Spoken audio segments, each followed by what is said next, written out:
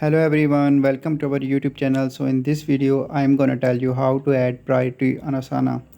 So simply you can see under this project, we have clicked on this task. Now what we need to do, just add the priority. So just click here. So now you can add the priority like low, medium and high according to your choice. So I am adding the low. You can also change it to medium, high, depend on your project status. You can also edit this field priority. You can also add the title here.